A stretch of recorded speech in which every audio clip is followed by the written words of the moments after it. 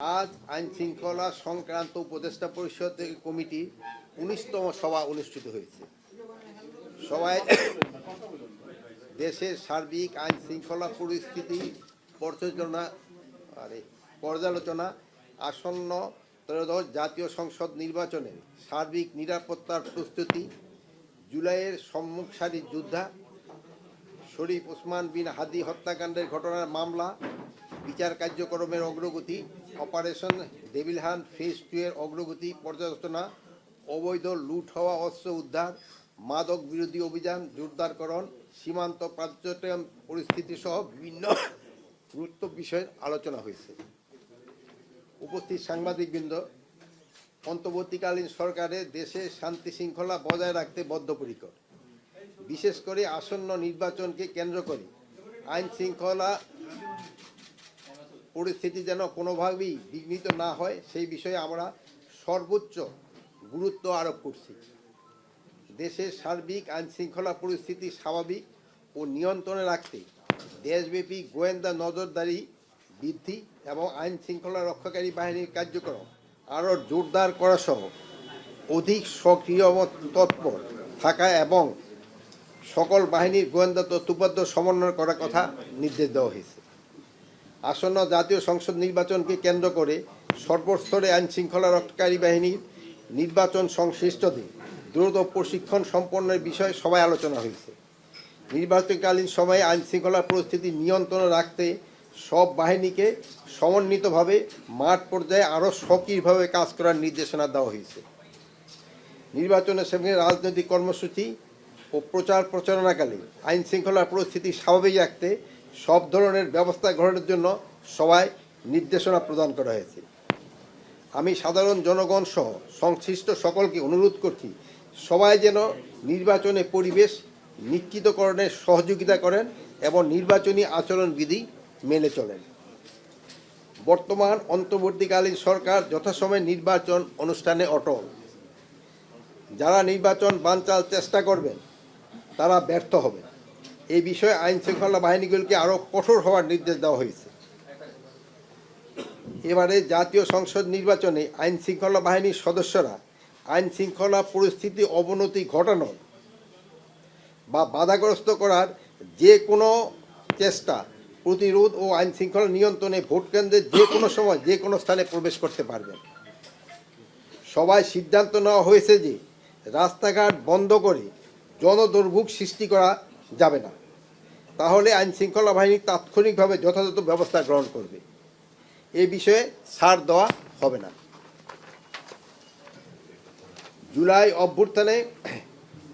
জুলাই গণ অভ্যুত্থানে সম্মুখ সারির যোদ্ধা শরীফ ওসমান বিন হাদির হত্যাকাণ্ডের ঘটনায় দায়েরকৃত মামলার শীঘ্রই চূড়ান্ত চার্জশিট দেওয়া হবে। ইতিমধ্যে এই ঘটনায় 11 জনকে গ্রেপ্তার করা হয়েছে। অন্তর্বর্তীকালীন সরকারের এই মামলাটির সর্বোচ্চ গুরুত্ব দিয়ে দেখছেন। মামলাটির দ্রুত বিচার ট্রাইব্যুনাল স্থানান্তর করার সিদ্ধান্ত নেওয়া হয়েছে এবং অন্তর্বর্তীকালীন সরকারের মেয়াদে এই হত্যাকাণ্ডের ন্যায় বিচার নিশ্চিত করা হবে বলে আমরা আশা করি।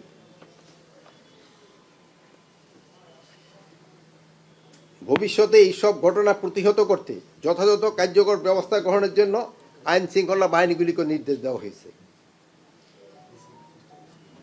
অনেক সময় দেখা যায় যে সহযোগী শেষে ফ্যাসিস্ট এজেন্ট বা নাশকতাকারীরা যাতে বিভিন্ন রাজনৈতিক দলের মধ্যে অনুপ্রবেশ ঘটতে না পারে সেই বিষয়ে রাজনৈতিক দলগুলিকে সতর্ক থাকতে হবে। রাজনৈতিক দলগুলোর পারস্পরিক দোষারোপে নাশকতাকারীরা যাতে সুযোগ না নিতে পারে বা সেই বিষয়ে রাজনৈতিক দলগুলোকে সতর্ক থাকতে হবে এবং এই বিষয়ে আপনারাও তাদের একটু সজাগ করাবেন। গত 13 ডিসেম্বর 2025 তারিখ থেকে চালু হওয়া অপারেশন ডেভিল হান্ট ফেজ 2 অভিযানে গতকাল 4 জানুয়ারি 2026 তারিখ পর্যন্ত 14,569 জনকে গ্রেপ্তার করা হয়েছে।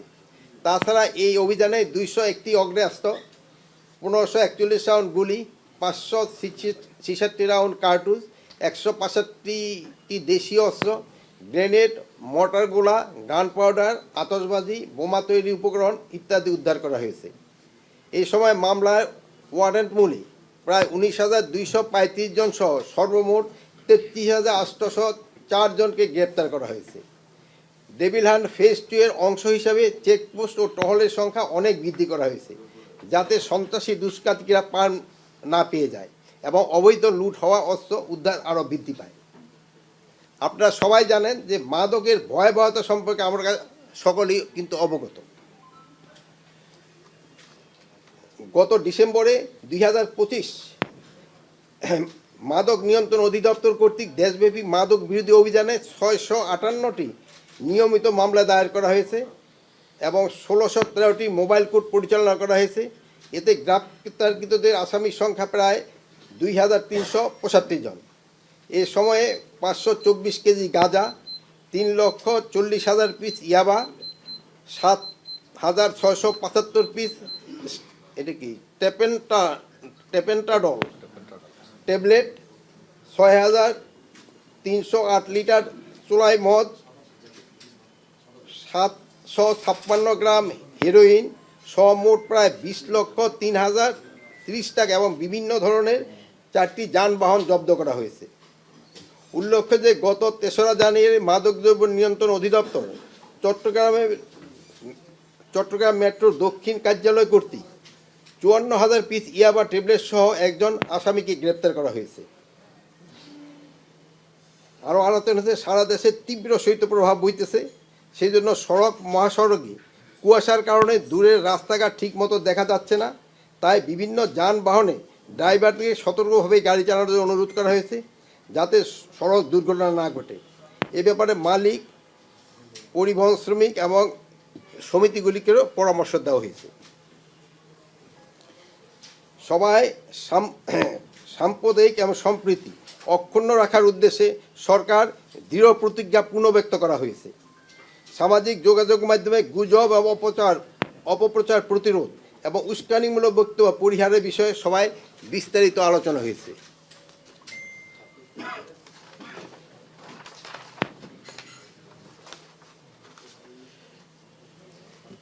সবাই বাংলাদেশ মিয়ানমার সীমান্তে নিরাপত্তা নিশ্চিতকরণে, চোরাচালান, মাদক ও অন্যান্য অপরাধ দমনে কঠোর নজরদারি এবং পার্বত্য অঞ্চলে শান্তি বজায় রাখার বিষয়ে নিবিড় আলোচনা হয়েছে। ইতিমধ্যে সীমান্ত পার্বত্য এলাকায় নিয়মিত টহল এবং বিশেষ অভিযান জোরদার করা হয়েছে। এবার আমি বিভিন্ন আইন শৃঙ্খলা বাহিনী কর্তৃক পরিচালিত কয়েকটি গুরুত্বপূর্ণ অভিযানের তথ্য আপনাদের সামনে তুলে ধরছি। গত 4 জানুয়ারি 2024 তারিখে সকালে যশোর গোয়েন্দা তথ্যের ভিত্তিতে দ্রুততম সময়ের মধ্যে আলমগীর হত্যা মামলার এজাহার নামীয় 2 জন আসামিকে গ্রেপ্তার করছে জেলা পুলিশ। উল্লেখিত আগের দিন মানে 3রা জানুয়ারি সন্ধ্যা 7টায় অজ্ঞাতনামা অস্ত্রধারী সন্ত্রাসীরা পূর্ব পরিকল্পিতভাবে চলন্ত মোটরসাইকেল থেকে আলমগীরের মাথা লক্ষ্য করে গুলি করে তাকে হত্যা করে। 3রা জানুয়ারি 2026 তারিখে খুলনা মেট্রোপলিটন পুলিশের গোয়েন্দা শাখা বিশেষ অভিযান চালিয়ে আন্ডারওয়ার্ল্ডের শীর্ষ সন্ত্রাসী চাঁদাবাজ কাজী রায়হানকে ঢাকা জেলার সাভার এলাকা থেকে গ্রেপ্তার করেছে। রায়হানের বিরুদ্ধে খুলনা মেট্রোপলিটন এলাকায় 2টি হত্যা মামলা রয়েছে। গত 3রা জানুয়ারি 2026 তারিখে গোপন সংবাদের ভিত্তিতে কিশোরগঞ্জ জেলার সদর থানাধীন এলাকার অভিযান পরিচালনা করে র্যাব 8 এবং র্যাব 14 2টি টিম শরীয়তপুর জেলায় ডামুড্ডা থানাধীন এলাকায় ঔষধ ব্যবসায়ী খোকন দাস হত্যা মামলার 3 জন আসামিকে গ্রেপ্তার করে। আসামি হল সোহাগ খান, রাব্বি মোল্লা এবং পলাশ সর্দার। গত 1 জানুয়ারি 2025 তারিখে গোপন সংবাদের ভিত্তিতে র্যাব 4 ডিএমপির পল্লবী থানায় লালমেটিয়া উচ্চ বিদ্যালয় এলাকায় অভিযান পরিচালনা করে একটি বিদেশি পিস্তল, একটি বিদেশি রিভলভার এবং 11 রাউন্ড গুলি সহ 3 জন অস্ত্রধারীকে সন্ত্রাসীকে গ্রেপ্তার করে। 2025 না 26 25 লাগছে কেন? গত 1 জানুয়ারি 2026 তারিখে গোয়েন্দা তথ্যের ভিত্তিতে র্যাব 12 কুষ্টিয়া জেলার দৌলতপুর থানাধীন এলাকায় অভিযান পরিচালনা করে একটি বিদেশি রিভলভার, একটি বিদেশি পিস্তল ও একটি ম্যাগাজিন ও 5 রাউন্ড গুলি এবং 2 রাউন্ড খালি খোসা সহ 2 জন অস্ত্রধারী সন্ত্রাসীকে গ্রেপ্তার করে। গত 29 ডিসেম্বর 2025 তারিখে গোপন সংবাদের ভিত্তিতে র্যাব 4 ডিএমপির পল্লবী থানাধীন লালমাটিয়া টেম্পো স্ট্যান্ড এলাকায় অভিযান পরিচালনা করে একটি বিদেশি পিস্তল, একটি ম্যাগাজিন এবং 3 রাউন্ড গুলি সহ 4 জন অস্ত্রধারী সন্ত্রাসীকে গ্রেপ্তার করে। গত 29 ডিসেম্বর 2025 তারিখে গোপন সংবাদের ভিত্তিতে র্যাব 6 যশোর জেলায় বাগারঘাট থানাধীন এলাকায় অভিযান পরিচালনা 14টি ককটেল সহ একজন নাশকতাকারীকে গ্রেপ্তার করে। গত 28 ডিসেম্বর 2025 তারিখে র্যাব 5 চাঁপাইনবাবগঞ্জ জেলায় শিবগঞ্জ থানাধীন এলাকায় অভিযান পরিচালনা করে 2150 কেজি গান পাউডার উদ্ধার করে। গত 28 ডিসেম্বর 2025 তারিখে গোপন সংবাদের ভিত্তিতে র্যাব 12 এবং র্যাক 1 গাজীপুর এলাকায় টঙ্গী থানাধীন এলাকায় অভিযান পরিচালনা করে হত্যা মামলার আসামি লেটো শোরুম ম্যানেজার পিন্টু আগতকে গ্রেপ্তার করে। সবাই অন্যান্য আলোচিত বিষয়সমূহের সিদ্ধান্ত সময় ছিল এরকম: সাইবার অপরাধ, দেশের গুরুত্বপূর্ণ স্পর্শকাতর অর্থনৈতিক টেলিযোগের প্রতিষ্ঠানসমূহের নিরাপত্তা জোরদারকরণ এবং সাইবার অপরাধ নিয়ন্ত্রণে গবেষণা এবং নজরদারি বাড়ানোর সিদ্ধান্ত নেওয়া হয়েছে। দেশ বিরোধী ষড়যন্ত্র, দেশের অভ্যন্তরে এবং আন্তর্জাতিক পরিমণ্ডলে দেশ বিরোধী ষড়যন্ত্র অপপ্রচার রোধে নজরদারি বৃদ্ধি নির্দেশনা দেওয়া হয়েছে। মূলত এইসব বিষয় নিয়ে আইন শৃঙ্খলা সংসদ কমিটির সভায় আলোচনা হয়েছে। আমি আপনাদের সকলের প্রতি কৃতজ্ঞতা প্রকাশ করছি। আপনাদের সকলের সহযোগিতা ছাড়া আইন শৃঙ্খলার পরিস্থিতির এই স্থিতিশীলতা বজায় রাখা সম্ভব নয়। দেশের শান্তি ও স্থিতিশীলতা এবং উন্নয়নের ধারা অব্যাহত রাখতে সরকারকে এই প্রচেষ্টায় ভবিষ্যতে অব্যাহত থাকবে। আপনারা এইটাই সবসময় সহযোগিতা করে যাচ্ছেন এবং ভবিষ্যতে সহযোগিতা করবেন। সবাইকে অশেষ ধন্যবাদ। কালার এক্সপার্ট, জর্জ স্যাপ এবং মাইল্ড অন হ্যান্ডস টেকনোলজি সমৃদ্ধ অরিক্স ক্রিস্টাল ওয়াশ আপনার লন্ড্রি